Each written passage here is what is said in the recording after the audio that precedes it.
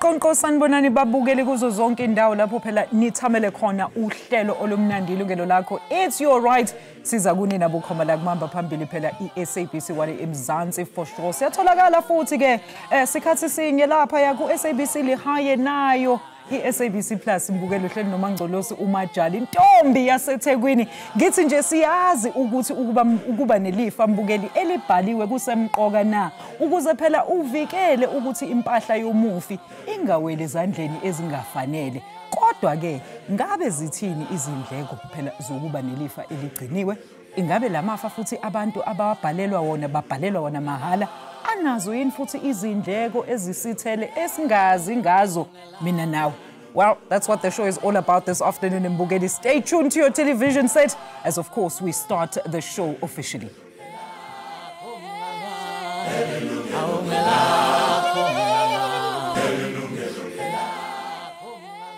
Yes, Mbukeli, drafting a will is often touted as the best solution in order to secure as well as distribute one's assets to their heirs when death finally occurs. Now, the process of drafting a will is cheap and sometimes even free until, of course, its costly execution is revealed right after the testator's demise.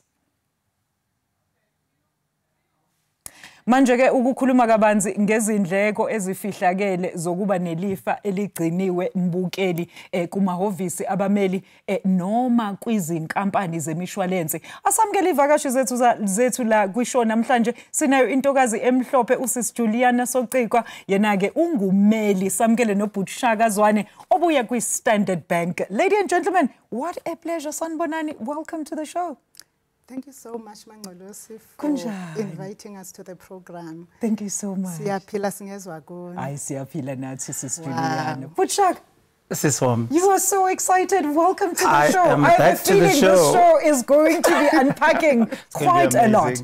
So basically, look, let's start by the notion or the narrative of a free will. Is there such thing as a free will? Maybe let's start with you, Shaka. Usichazele ikhona into ekuthiwa incwadi yefa eyenziwa mahala ngaphandle kwale hlampeke ezotholwa phansi kombhede umufi meseshonile. Ikhona Mangcolosi, there is such a thing. So there's something very unique and actually quite good about umthetho waseMzansi Afrika. Uyamvumela umuntu ukuthi angayidraftela iwili yakhe. Okay. Noma ke incwadi yakhe yamafa. Ungakwazi ukuthi uyibhalele yona. Kodwa into ebaluleke kakhulu ukuthi iwili yakho it must be drafted according to the law. Okay. In other words, kufanele kube nemibandela ethile that iwili yakho ezoyifezekisa. Okay. So your will must fulfill certain legal requirements. Okay. It must be signed. It must be signed properly and so on. So it can be done. Our law does allow you to draft your own will, but it must be done properly. All right, Sis Julian, yiphi lembandeka yomthetho ekumele yenziwe noma ifezwe ukuthi kwenzeke sho ukuthi noma ngathi uyitholakala phansi kombhede le will, it's still going to be relevant? Imibandela ekufanele yenzeke lo owenza iwill amagama wakhe kumele abe kwifa wonke ne-ID number yakhe ne-address yalowo obhala iwill, and then bese chaza ukuthi ngubani ofuna ukuthi masekahambile administer i-estate. In other words, abe yi-representative or i-executor kwi-estate. Kungabi noba ngubani nje othola i-will sekayazenzela uyazidecidela ukuthi hayi sekazo-administera i-estate yomfowabo if ungumfowabo. And then the other thing is that kumele asho ukuthi ngobani laba bantu afuna ba-benefite kwiwili yabo. The same way as chazayo ukuthi ungubani yena kumele achaze amagama wabantu ne-ID numbers zabo. And then the other thing that I nearly missed is that kumele asho ukuthi revoke. In other words, if kukhona i-will ake wayenza before, asho ukuthi leyo will akasahlanganiselanga ntonga nayo. otherwise redundant. kuzothi makufundwa, yes, it's redundant. Otherwise kuzothi makufundwa le will yakhe ifundwe together with the previous one if akashonga ukuthi le la adlulile uyawa revoke. And then abese sisho ke ukuthi ubanikeza ntoni, because abanye abantu umuntu kuba nezinto azifaka kwi will kube nezinye angazifaki kwi will, bese kuthiwa ke lo muntu died both testate and intestate. Okay. And then kufanele le will kube nabantu abangamanqina abayisayinayo. And then ukubuyela emva kancane kulo owenza i-will, awukwazi ukwenza i-will if awunayo legal capacity. In other words, mangabe below 18 years of age, awukwazi ukwenza i-will even if let's say ama asset unawo. Oh, and then kube sekuza indaba yalaba ama witnesses. Yes. Ama witnesses kumele ukuthi qualify ukuthi angabanga ama witnesses, and one of the requirements ukuthi umuntu angabi below the age of 16 years, and awukwazi ukuwitnessa i-will apho ubhaliwe ukuthi ngomnye wabantu abazo uyibenefit. Yes. And then nalo owenze i-will kumele ayisayine i-will. Zothanda ukuma apho Mangqolosi. Oh, ngiyabonga kakhulu Sis Juliana. That is actually great information. Mbukeli ake siza ukuthi wena, what has been your experience mayelana nama will, because siyazi ukuthi specifically kuma communities wethu kusuka enkulu ingxabano uthola ukuthi sekushona umuntu kube nombango because there was not a will that was properly drafted eshoyo ukuthi ubani nobani kumele atholeni. So Putshaka, in terms of ama bank njengani Standard Bank, we've seen a lot of campaigns whereby you are actually saying to your clients and clientele, let's make the process easier for you. Come and draft a will with us, and we're going to ensure it's going to be properly executed as per your wishes upon the time of your death. How do banks do it? Yeah, so Mangqolosi, this is a very good question. Okokuqala, I know I said earlier on my first comment, Uguti, in South Africa you can draft your own will. True. But we still encourage people to actually seek professionals to draft their will. Zonke izinto as mentioned, Sister Juliana, are very important. It's important and it's a lot of onerous things. So we actually encourage people to rather seek professionals in a form of attorneys, in a form of banks, some accountants, auditors, they do provide the service. Rather draft your will with a professional somebody. What is also good about drafting your will professionally or with professionals is that you always have a recourse. You can always go back to them. Should something go wrong, you can always go back to them, or you know that they are credible. Exactly. They will not do it the wrong way. I was so about to say, Putshaka, ukuthi akekho umuntu ozoqhamuka esethi nansi enye version ye will esiqhamukile, whereas there is one Standard Bank. Absolutely. So for example, if I talk of banks, particularly if I talk of Standard Bank, you know what Standard Bank is a credible organization. Absolutely, it's financial been services in provider. South Africa and in Africa for 160 years plus. And you know, Uguti, should something go wrong, you have a recourse, you can always go back. And what is also important is we are represented in many parts of the country. Absolutely. So you won't struggle. You have to deal with the, with the execution of that estate. You always can go to them. There's a few things that I want to mention. Uguti, drafter a will, we can draft your will for free. Okay. So would depend on what we draft a group. So for example, in Standard Bank, we draft your will free of charge. Okay. So the drafting of the will be free, provided you mention us as an executor of your estate. So we need to be abahluleli bamafa bako. Then we'll draft that will for free. Okay. Where the cost comes in is in the safe custody, noma ugcinwa protected. The protection of how that we will. keep that will, because we also don't want people ukuthi just like bank service fees, yes, right? ayithathe i-will uyifake ngaphansi kombhede. Kahle kahle akusi right logo, because in the event that you pass away, it might fall into the wrong hands. It might fall into the wrong hands. How are people going to know that you had a will? How are we, if you appoint us as an executor, how are we going to know? Because it will ayiko. So it's always good to have the will stored safely with a bank or with your attorney, etc. Hold that thought, Shaga, because useza ngale list, I want us to go to see Potu Demva kwaleli khefu. Mbukeli, after the break, I'm going to open ama lines in isifonele nisishayele ucingo nisitshela ukuthi iziphi inkinga enihlangana nazo. Ngabe wena unayo yini will umzelusi Juliana uthi you need to be above 18 years ukuthi ukwazi ukuthi udraft will. So I'm expecting abantu abana 18 and older abazosifonela basibuze ngama will, unless ufuna ukwazi ukuthi wena abazali ungabasiza kanjani ukuthi ba draft will. We back shortly after this. Mbukeli ungayindawo.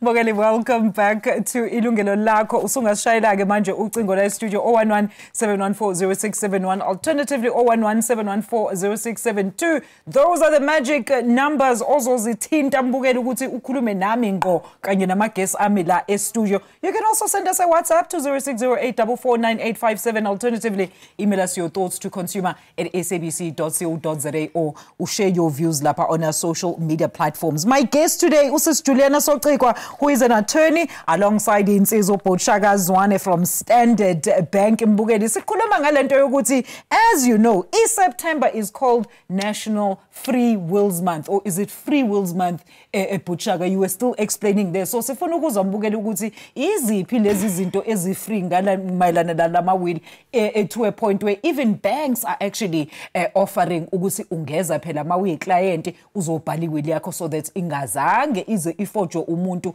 uma wena uthola ukuthi usuyashona. All right, so Potshaka, you explaining a checklist ye Standard Bank when drafting i-free will yomuntu. Asiqhubeke baba bese uyasitshela ukuthi what are the stats also looking like as of course sikhona ku National Wills Month.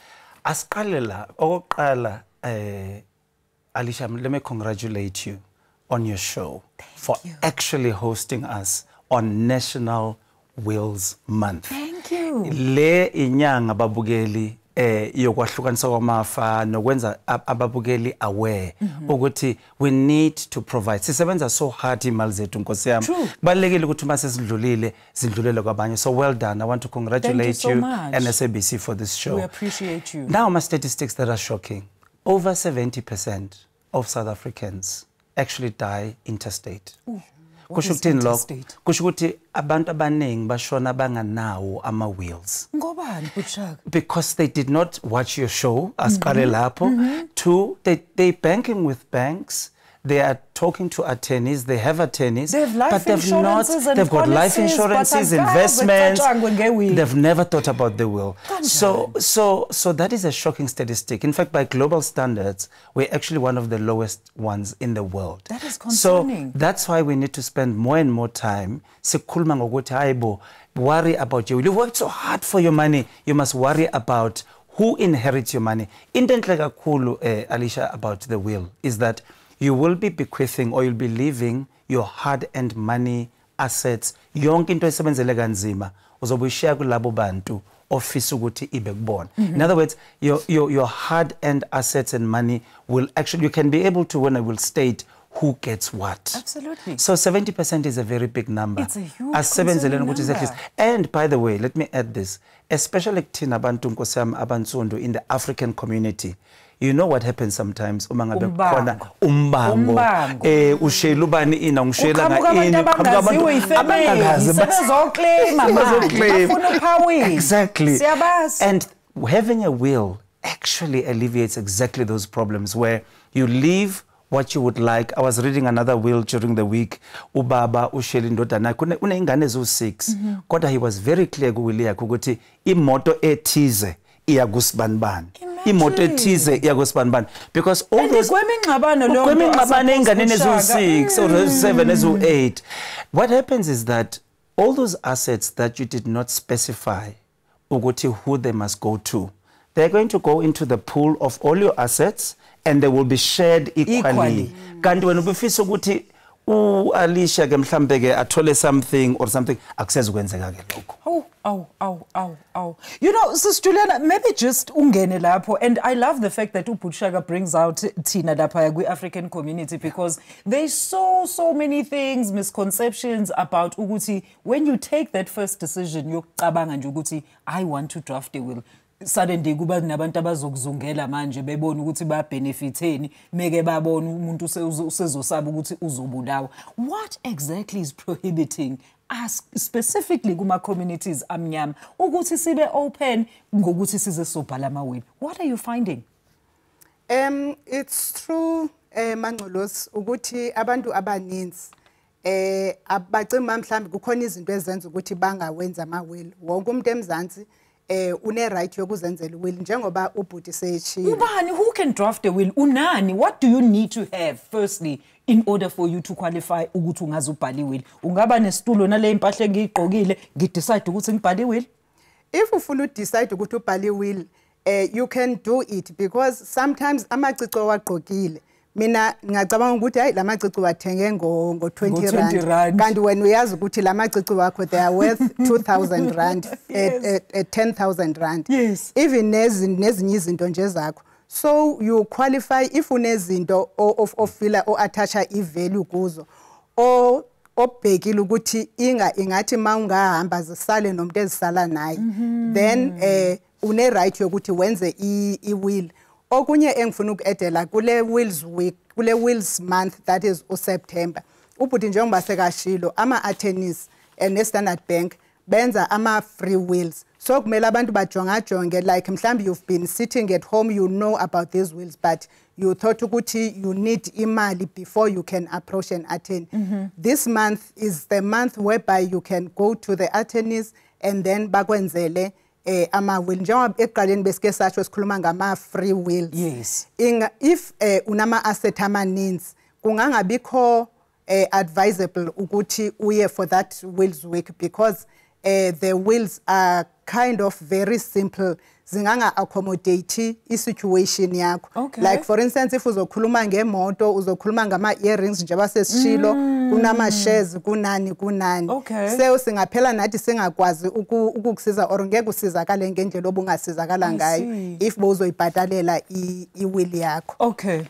All right. So, Buchaka, I mean, while we're speaking percentages nemali, I mean, let's talk about the actual monetary requirements on your client. I think ubusa ichaza before siye kefini ukuthi ibank charge basically a protection or service fee yokuthi kubekele lento with that condition yokuthi obviously they are the executor in the event of your death. Awusichazele lapho nsiza nithatha malini? Absolutely. So it varies ukuthi sithatha malini. It can start from anything. Based on what? On assets? We charge an annual fee. Let me start with Standard Bank, and I'm speaking on behalf of Standard Bank.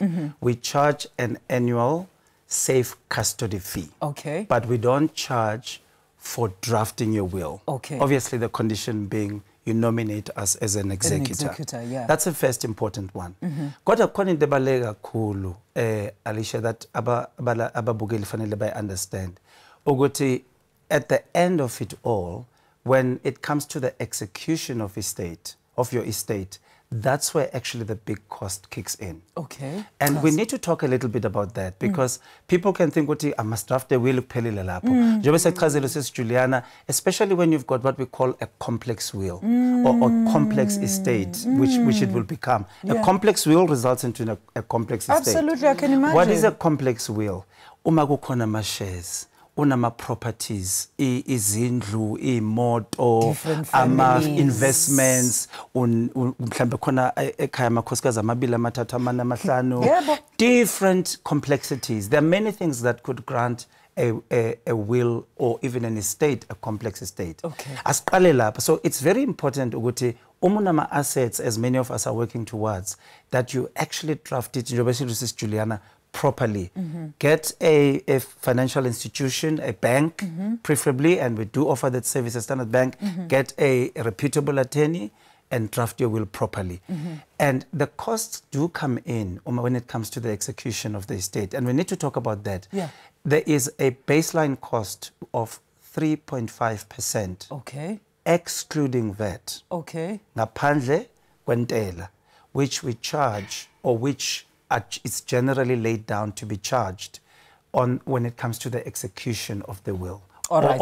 Or the administration of an estate. Okay, kawubambe That's lapho very ke Butshaka lo 3.5% because ngifuna while we on the break ubuzama ukusenzela ianalogy othi ngikunikeze nje a round figure ukuthi mhlawumbe umuntu nama assets a 1 million and then sizobachazela ukuthi how does then the 3.5% it calculate into ilokhuzana i-charge yakho lapho mbukeli. We back shortly after this. The lines are wide open. Ningasithinta la mbukeli unayo iwill siyabuyemba kwaleli khefu.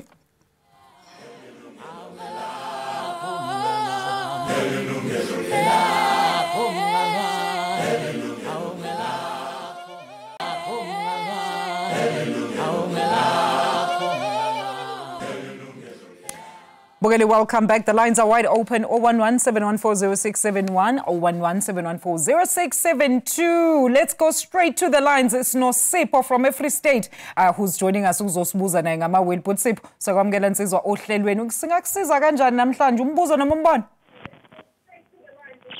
But Sipho, ngicela wehlise i-TV baba.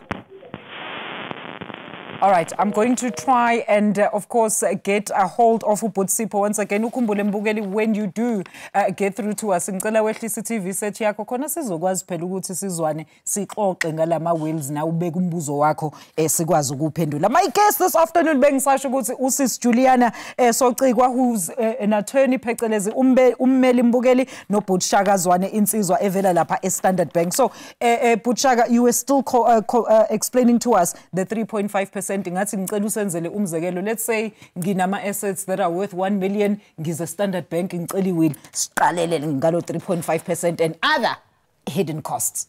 Yeah, very good question.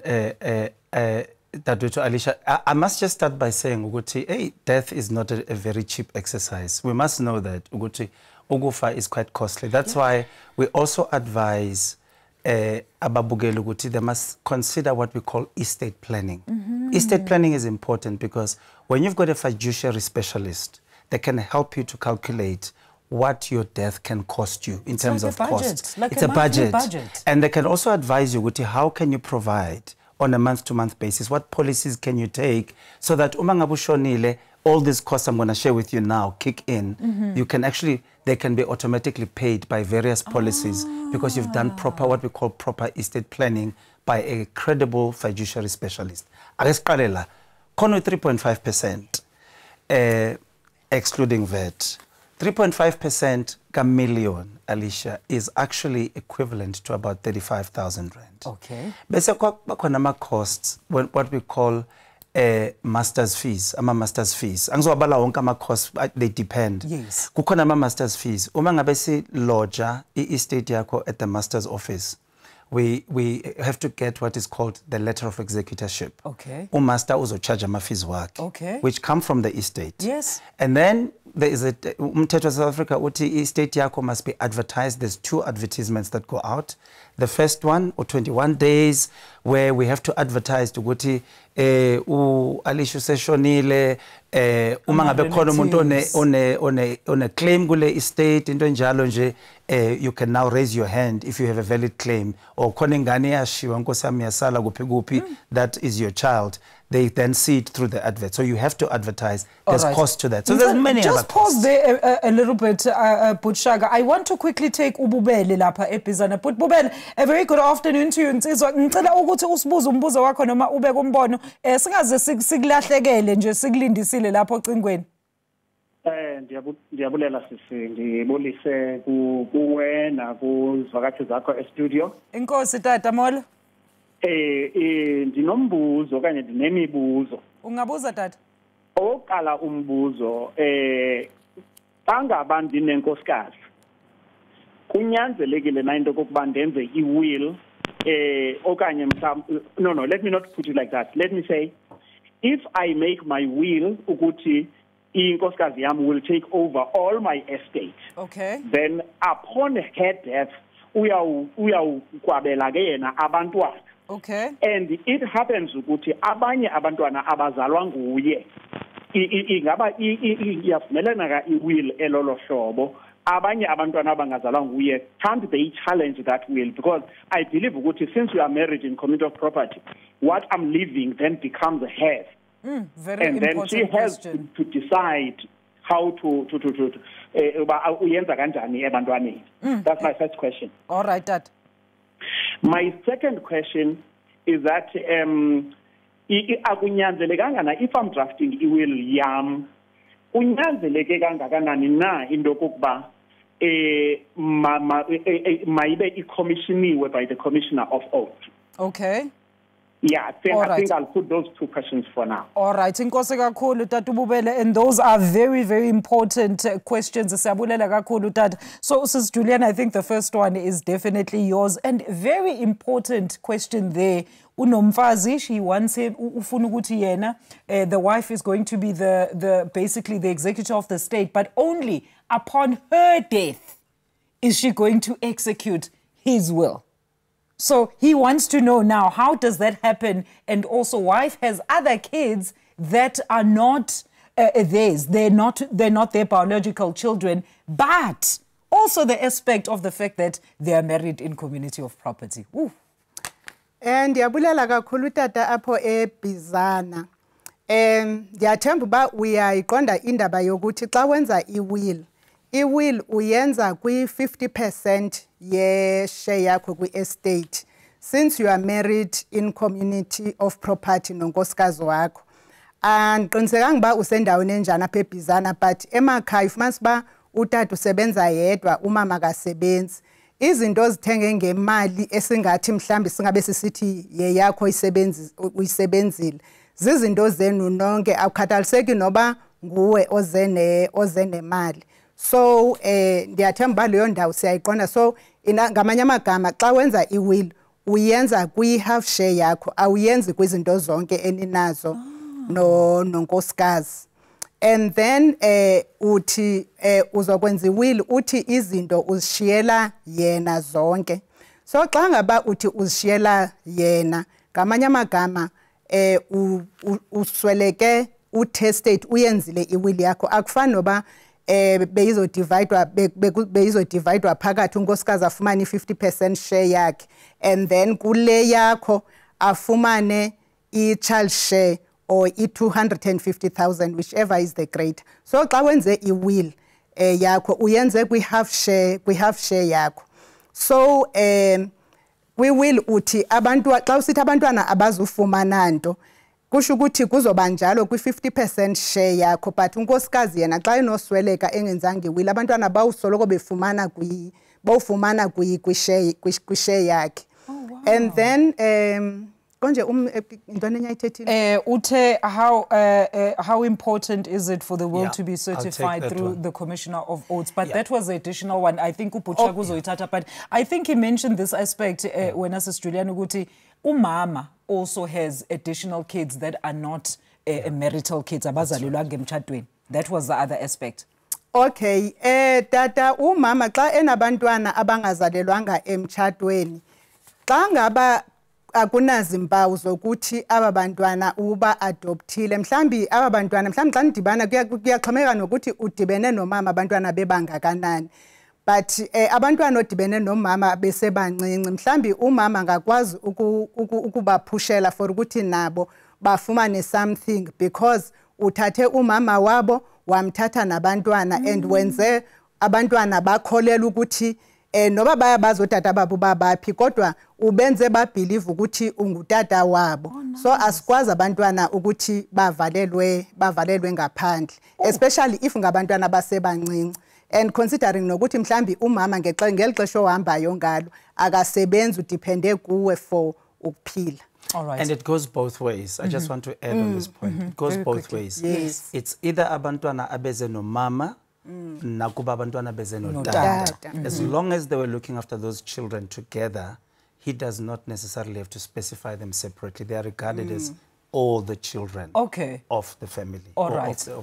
Okay. In terms of certification, very quickly there, Butshaga. Like I said earlier, the law of our country is actually very flexible. You can draft your own will, as long as it meets the legal requirements. Oh, absolutely. Nowhere in the law needs to ratify it. Nowhere in the law does it say there must be a Commissioner of Oaths. As long as if it's Njoba Achazile, Sis Juliana earlier, the people who witnessed it are above 16 the person who drafts the will is above 18, as long as you meet the basic requirements and it's very clear in terms of who gets what, there's no requirement for that. All right. I hope Ubaba Bubele sikuphendulile lapha. I'm going to quickly go back to the lines before siye Kefini. JJ Etzanini.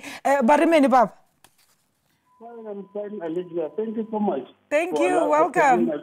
For taking my call. Thank you so much, JJ.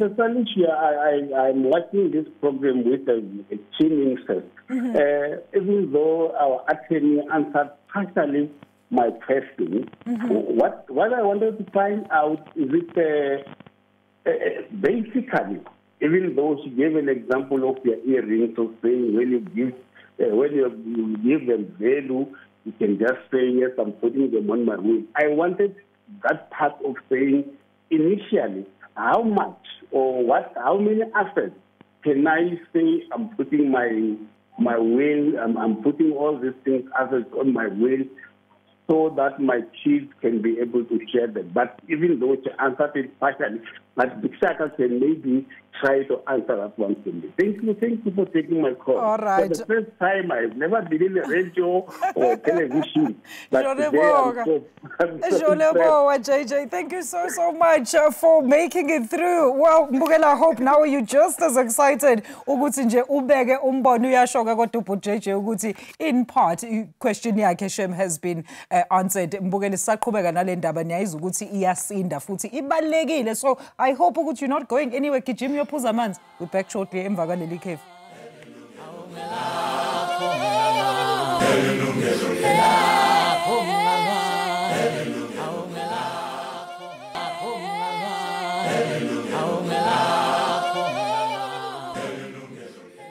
Bukeli sixoxa phela nge-National Wills Month la eSouth Africa lapho kugqugquzelwa wonke umbukeli nomthengi nje la eNingizimu Afrika uma wena kuthiwa unawo ama-assets that you value and you would like to specify ukuthi upon your death or ukushona kwakho ubani ozothola lezo zinto ukuthi kwenziwa lani lokhu mbukeli kwenzela ukuthi kungaliwa kugweme ama-fights amongst families if kuukuthi wena uzivikele washo ukuthi icathulo zami zizothatha usisi wami, imoto yami izothatha uButshaka, usisi Juliana yena uzodila nezikweleti zami engishile ngithenga le icathulo. 0117140671 alternatively 0117140672. Let's quickly go back to the lines. Siphinde samukele insizwa. Niyakhumbula mesiqala uhlelo lapho uButsipho ulapha eZamani eFree State uvane wasaba ukukhuluma nami emoyeni. Butsipho ngezwe insizwa usubuyile. A very good afternoon. Siyakwamukela ohlelweni singakusiza kanjani?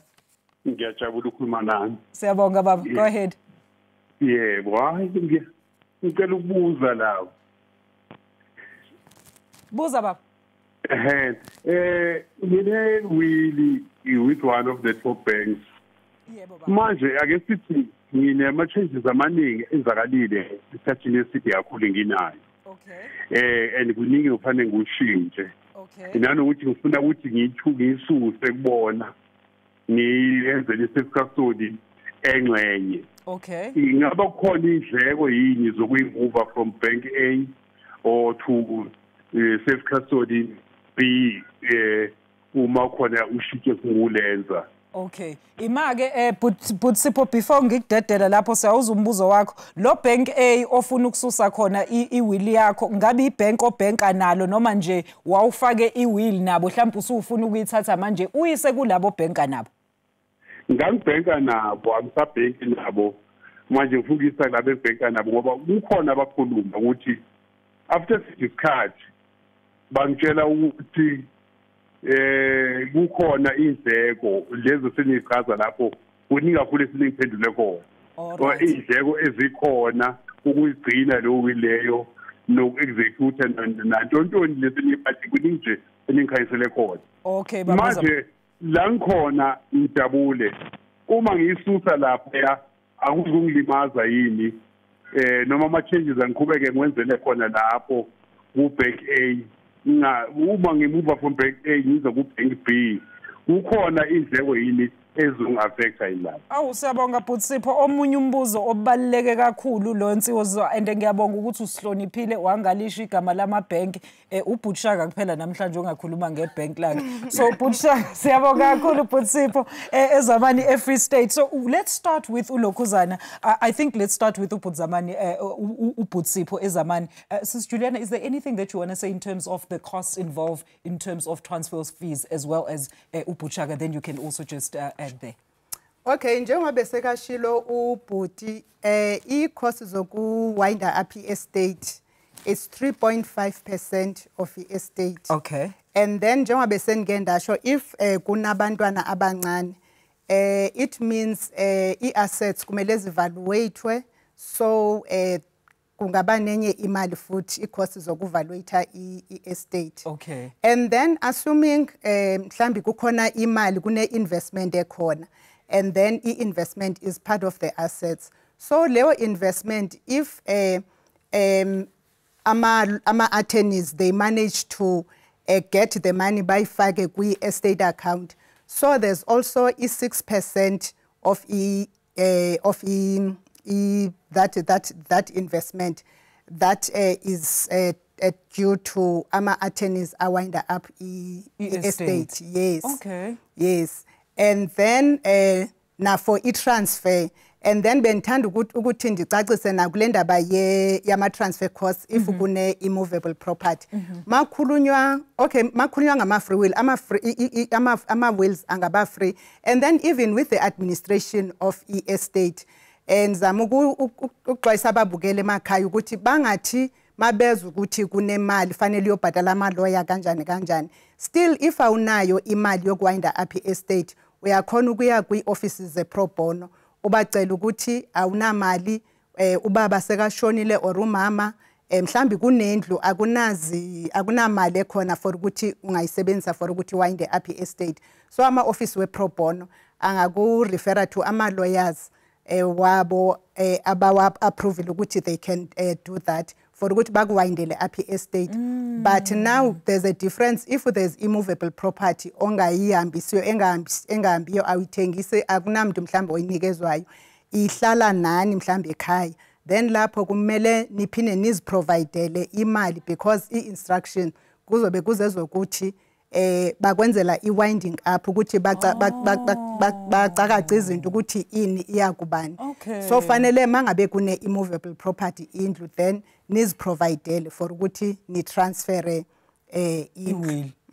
Yo, this is very, very complicated. It's very it can be very complicated. It can be, but let's not ask about abantu because I think asifuna ukufaka leyo fear factor yokuthi babaleke even more. But Shaka, maybe just add to that as well. Yeah.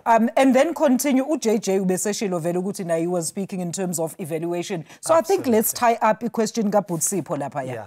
Butsipho's question is important, Alicia, and it's going to help me to actually explain a more overarching On the cost point issue, on the cost yes. issue. Let me start by saying, because he mentioned moving his will from Bank A to Bank B or Bank B to Bank C. You can actually have as many wills as you'd like. It's not what we encourage, but umuntu angaba nama will amaningi. But what is important, Butsipho, specifically to your question, Ogoti, when you make your latest will, it's important that you add these words. Ogoti, that will revokes all previous wills. Those words are important because what you are saying actually is that this will actually nullifies all previous wills. So Butsipho, you don't have to go through cost to koki mali ukuthi uphume ku bank A ku bank B. You can simply uhambe wenze will yakho the latest kuleyo bank okuyo, but you need to be very clear and state clearly ukuthi that will now revokes all the previous wills. That becomes your latest, what we call your last will and testament. So there's no cost necessarily.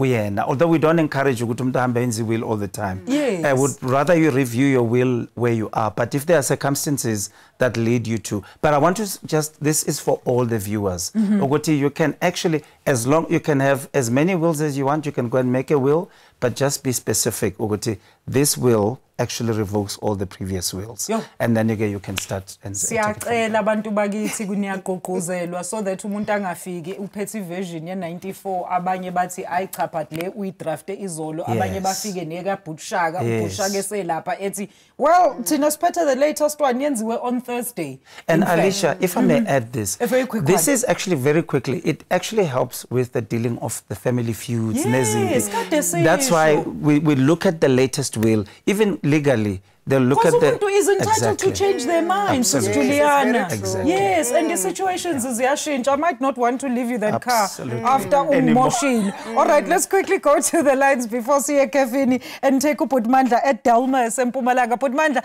a very good afternoon to you, Baba Siyabonga kakhulu ukubamba ucingweni. Sicela usibuze umbuzo wakho noma ubeke umbono. Ngiyabonga Alicia. Kunjani nasi studio ngiyanibingelela nonke. Siyakubingelela sisi. Yeah, manje ngifuna ukwazi nginombuzo mina kusho ukuthi benginobaba ubaba wami watholakala ukuthi uyalala uyashona. And then nakashona kanjalo ubaba bekashade nomamami umama Marena so walala ngo92. And then ubaba watholakala ukuthi ngabo 2001 uwenza iwili. Okay. Nakenza iwili kanjalo ubaba bekashade nomama to community of property. Okay. Then ubaba nethi ukuthi ukuhayo declare ukuthi yena umama kasekho azange ngathi aye le home affairs declare. So kwatholakala ukuthi ubaba manje njengoba sihlala naye sekaba nomunye unkosikazi uthatha umunye unkosikazi. Okay.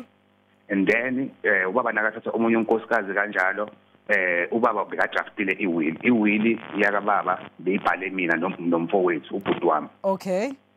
And then manje kwatholakala ukuthi nasingabe sithi siyala ubaba bekathola sathola khona iwili ubaba bekafake ubaba umncane wami as executor. Okay.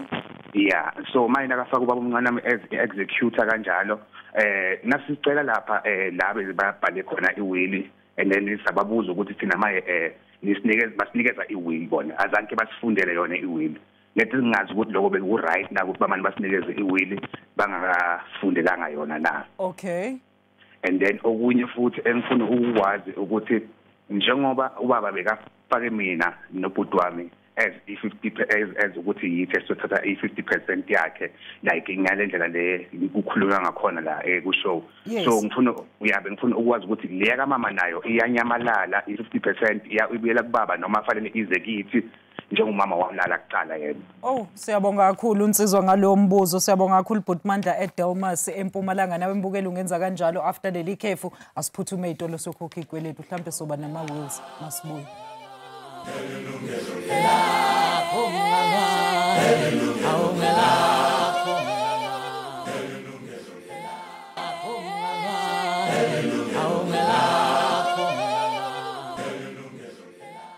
Indaba yethu iyashisa sikhuluma phela ngamafa la njengoba sibungaza iNational Wills Month kuthiwa akhona afree emabhenki gijimaniyengi nakubameli laba bakwazi ukuthi banisiza ukuthi nje ubhale incwadana ezosho ukuthi izinto zakho ziya kubani. My guest today usis Juliana Socekwa ongummeli alongside insizwa uButshaka Zwane ovela lapha eStandard Bank. So what a complex question from uPhutmandla. Juliana nje ngicela nje uyenze uyishrinke kancane. We do have numbers zakhe ulokhuzana uPhutmandla, so if you want to further unpack indaba yakhe because obviously sincane isikhathe emoyeni we will assist you with that information. Okay, ngiyabonga kakhulu Mangcolosi. Phutmandla, umama wakho if ebechade in community of property no tata asikwazi uvele nje indaba siyiqalele kubaba. Kumele kuvulwe iestate kamama noba umama sekahambile but nina enikhona niyakwazi ukuyivula iestate file kamama and then xa nivula iestate ni declare uba ijoint estate kamama before asweleke notata, that is during ukuphila kamama ixesha lokuphila kamama nokatata beyithini na, and then iestate yakhe izowindwa up ngalendlela ibizowindwa up ngayo if utata ebekhona. And then if there's anything that you and your family, your siblings, if kuna something entitled to yona kwi-estate kamama, that is after kwenziwe i-winding up, you'll be entitled to that. And then sibe sesiza ke ngoku kwi-estate katata sesiyigqibile kamama. If say for instance utata xa isweleka i-estate yakhe, let's say was worth 600,000.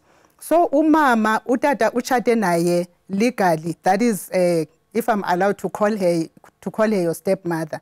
If uchate in community of property no mama and nguye oqale wasweleka utata kunomamncane, then shukuthi still bazohlulelana utata kwi-50% yakhe, izinto zakhe zizohamba ngalendlela athe zizohamba ngayo. If uziza kuni ziza kuni, umamncane is still entitled to i-50% share yakhe. Whether izinto zithengwe ngemali yakhe okanye ngemali engasiyo yakhe, akunamali yami nemali yakho ku-in community. In community ngu-in community. So umama uzofumana ishare yakhe nani nifumane ishare yenu according to i-will eshiywe ngutata. Wow. Diyabulela. How interesting. Hey, so I mean, Shaka, we're talking about the importance of this, Uguti senze sure Uguti we protect ourselves. I think just as your closing remarks, how important is it, especially where there are multiple marriages, abazali bashone or baba bashate kube nabanye abantwana that are also coming to the mix, because we've seen in African communities uzobabona abantwana sebefika ngomgcwabo sebefuna ukuthatha yonke into. Please sicela usisheshisele baba Sora. Absolutely. So first and foremost, I think drafting a will not only secures yourself, it secures you and your family. And what is important is it makes sure that ama assets wakho agcina sezandleni lezo ofuna ukuthi abe kuzona. If not, we call it dying interstate. The laws of the country kick in and your assets will be distributed according to the law. And they might end up in the hands that you didn't wish for them to end up in. So draft your will. It's National Wills Month. Take advantage of that opportunity. In South Africa, you actually can draft your own will, but we are here as professionals. We do this service for free. Go out there and draft a will to avoid complications, especially in our African community. Especially munabantwana, and it's very important to mention abantu ama-benefactors bit by bit. Sis Julian, it's been a great pleasure. Ntokazi, I suppose Nani, you are open for ama-wills ukuthi beze bazocela at least the advice. You're not going to charge them for advice. Mangolosi, it's true. Our office is one of the offices that will be drafting free wills. Sin lindele, sin expectile. All right. Si ready to drafta i-wills zenu. Thank you, Sis Julie. So, balingas put el tube. All right, ladies and gentlemen, unfortunately, we've come to the end of the show. Begrudgingly, my time is up, but I hope mbukela ukuthi ngikusizile ukuthi wazi ukuthi that fear factor yokuba ne-will ngicela uyilahle. Go and explore the various available options ukuthi uzame ukubeka i-will uzwile. Make to 18 years and older, go ahead uyobhalisa ama-assets wakho so that they end up in the hands ofisa ukuthi ziphelele kuwona. Owakangcolosi umntana uMajali uthi nifunde and over research. Nisale kahle. Bye bye.